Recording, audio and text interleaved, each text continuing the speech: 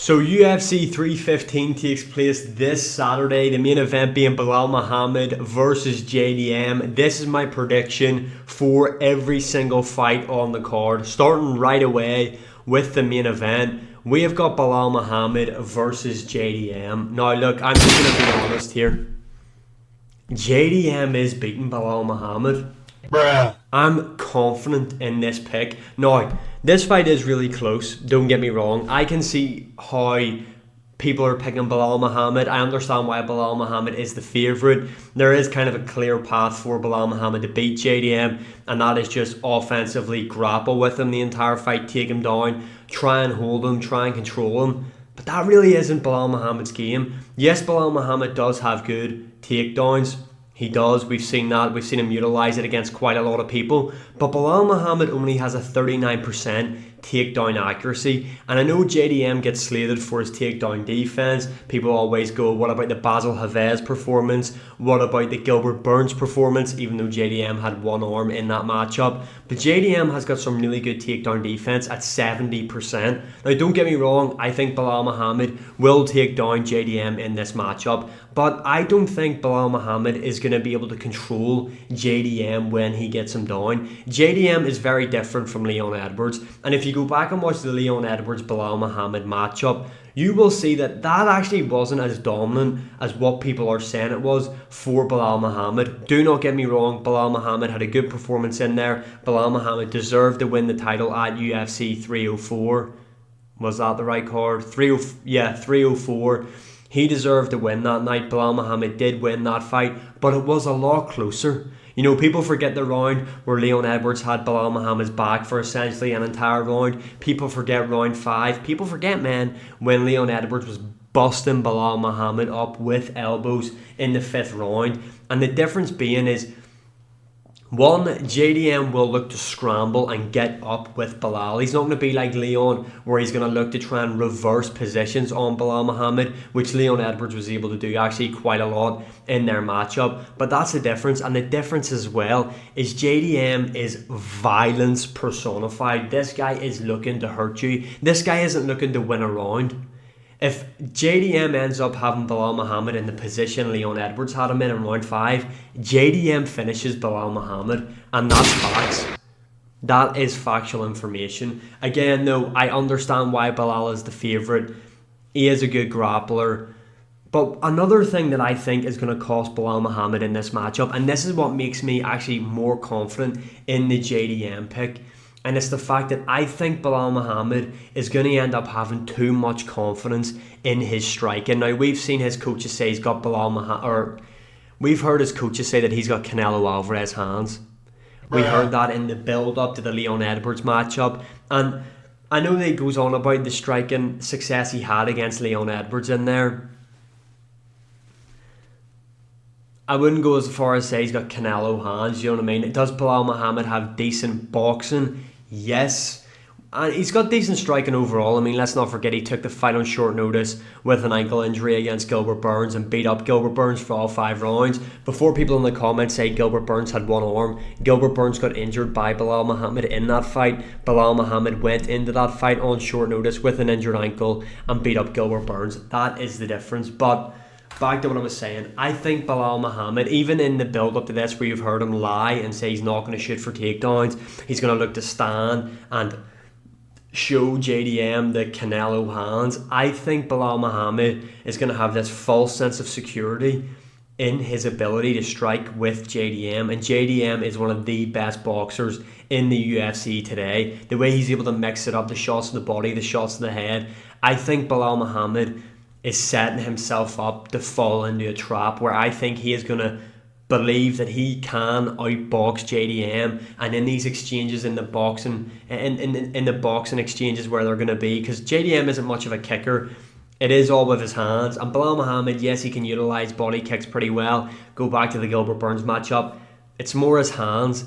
And I think that there is going to be the downfall of Bal Muhammad. I think Bal Muhammad is going to be able to take down JDM, not control him though. I think JDM is going to be able to scramble really well with Bal Muhammad. I think this is going to be a very high-paced matchup for as long as it lasts. But I think Bal Muhammad is going to get drawn into this Canelo hands, that he's got these really good hands, and I think that is where JDM is going to crack him badly and TKO Bal Muhammad. I think JDM is going to stop Bal Muhammad inside 3 rounds. I think JDM is going to be able to find that shot. Let's not forget, Bal Muhammad, yes, he's not chinny, but we've seen the guy be laid out before by Jeff Neal, if I remember correctly, and we've seen him be laid out by Vicente Luque in the first round. Let's not forget, obviously Bal Muhammad has really improved since then, but none of those guys crack. Well, maybe Jeff Neal cracks a bit harder than JDM, but JDM has some serious combination punches, and he is vicious. I'm telling you right now, Bal Muhammad is going to have success with the takedowns, but JDM is going to be able to get right back up, and Bal Muhammad is going to just be drawn into this false sense of security that he is a better boxer than JDM, and that will be his demise. JDM is going to TKO Bal Muhammad inside 3 rounds. I'm actually pretty confident in this pick as well. Moving on to the women's co-main event, I'm going to be honest, in terms of a betting perspective, this is probably the freest money you're going to make on the card, to be honest. Valentina Shevchenko is currently sitting at a plus 124 favourite going in there against Manon Fod. Now, Manon Fod is 12-1, and she's beaten quite a lot of good opposition as well. But Valentina Shevchenko, I know she's getting up there in age now. I know she's old. But Valentina Shevchenko is just better than Manon Fod. Now, my worry is if they go to a decision, because Manon Fod speaks French and is in Canada, and I think this fight might be close. They might go for Manon Fod, but then again, Valentina Shevchenko is a legend of the sport, a legend of the UFC. She's been the face of the women's flyweight division for a very long time. I think Valentina Shevchenko is going to be able to beat Manon Fod. I think she's more well-rounded on the feet than Manon Fod, and the takedown threat of Valentina Shevchenko, I don't think she's going to have success against Manon Fod with the takedowns, similar to what she had in there against Alexia Graasso. I just don't think that's going to happen. I think Manon Fod has shown that she has really good takedown defense, but I think pair that threat of the takedown with Valentina Shevchenko's striking ability, I think Valentina fuck, what the hell happened there? I think Valentina Shevchenko is going to beat Manon Fod by decision. I think if you're a betting guy, this is probably the best bet to have on the card, to be honest. Moving on down, we have a Jose Aldo versus Zahabi. Again, I don't understand what this matchmaking is. Why are they doing Aldo so bad? It doesn't make any sense. Now, Zahabi obviously is the brother of GSP's head coach. GSP will be in Zahabi's corner. He is 12-2. I don't see a world in where he beats Aldo. I really don't. I don't think he's got the grappling ability of a Mario Batista. He doesn't have the strength, the size of a Mario Batista or a Merab to hold Jose Aldo against the cage, because it's not like Aldo's being taken down and controlled. It's Aldo's being held up and stalled up against the cage. Zahabi won't be able to do that. The fact that Aldo will have the reach advantage in there is something that I think is going to be very beneficial to him. And on the feet, I think the leg kicks are going to be a problem for Zahabi in there to deal with from Aldo. And Aldo's boxing, I think Aldo will put on a really good performance, and I actually think he will 3-0 Zahabi and win this fight by decision. I see some people going for Aldo TKO.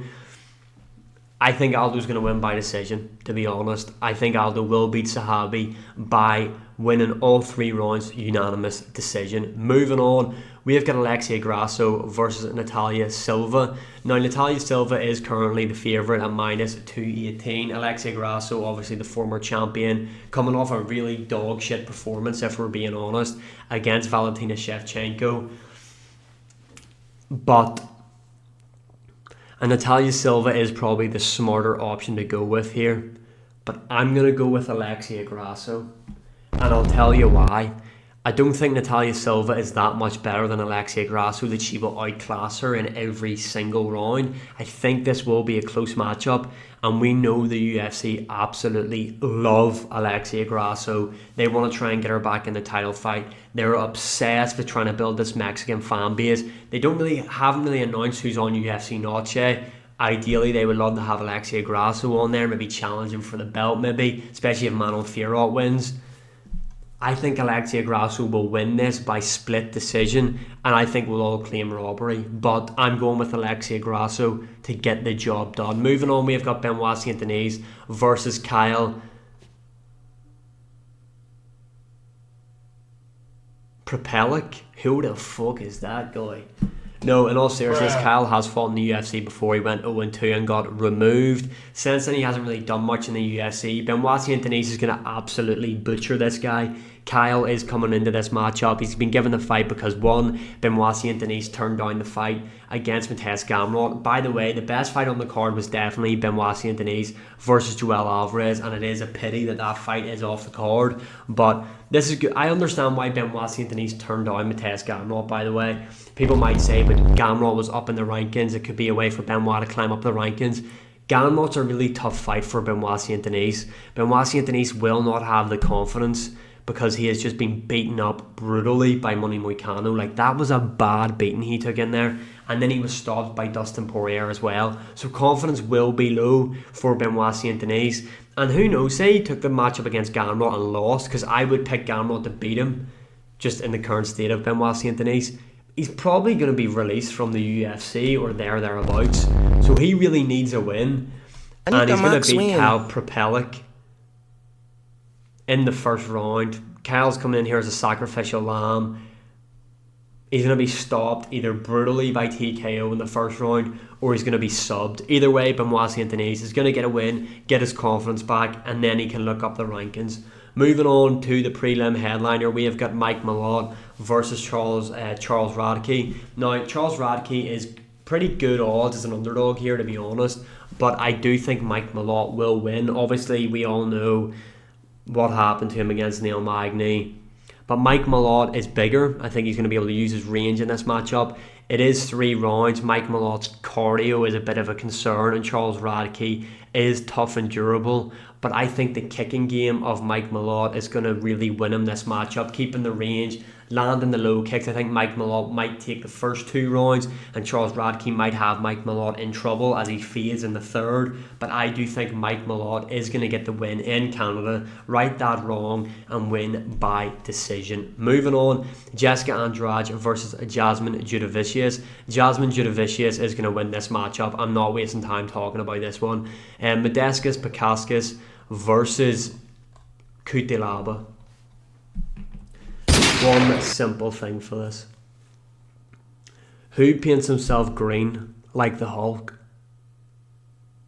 That's who's going to win this fight. Next question. No, in all seriousness, Kilaba, yes, he's got a pretty shitty record of 19 wins, 10 losses, but Modestas, I don't know how he's in the UFC, really, to be honest. I think he's chinny. I think Kilaba is going to have his way with him. I think this is another good bet to have because I think they're both, it's basically nearly a pick 'em this matchup. Kilaba does have that grappling threat. I think he is going to get the job done here against Modestas. He is just a better fighter than him and is more proven and has been in there with better opposition. Kilaba is going to win this one. Moving on, we have got Sterling versus Ivan Ursin. Sterling's going to win this, coming out of City Kickboxing. This is going to be a striking matchup. He's not going to have to worry about the grappling, and Ivan Ursin is not on the same level of striking as Sterling. Sterling is going to knock him out in this matchup. Marc-Andre Baralt versus Bruno Silva. Marc-Andre Barrialt's chin is absolutely... But what the hell, boy? It's questionable, but Bruno Silva's looked ass recently. It seems like he doesn't want to be in there. Marc-Andre Barrialt, I know he's coming off that big KO loss to Joe Pyfer, but it's in Canada. I think he's going to be game for this matchup, and I think he can. Bruno Silva's not the biggest puncher either, so Marc-Andre Barrialt is going to take the win here. Moving on, Daniel Santos versus, I'm not even going to try and say his first name, Lee. I'm going for Lee to win this matchup. Daniel Santos has had a lot of injuries throughout his career. I think Lee's going to take it. Moving on, in the fucking... Oh, I need a burp so bad there. In the prelim opener, we have got Brad Katona versus Beksat Almakhan. For those who don't know, this is the guy who did drop Umar Nurmagomedov early in the first round and then get dominated for the rest of the fight. I think a lot of people are putting maybe a bit too much stock into the Umar Nurmagomedov matchup. Yes, he dropped him, but he did get dominated. But Brad Katona isn't great in my opinion. and I think Beksat is going to be able to beat Brad Katona. I think he's going to stop him. I think he's going to TKO him. That's my prediction. But yeah, so those are my predictions for UFC 315. I am going to be doing a watch along for the card on YouTube, so make sure you are tuned in for that one. Thank you for all the support, and as always, like, share, subscribe, comment, all that good stuff. And I'll see you all again in the next one.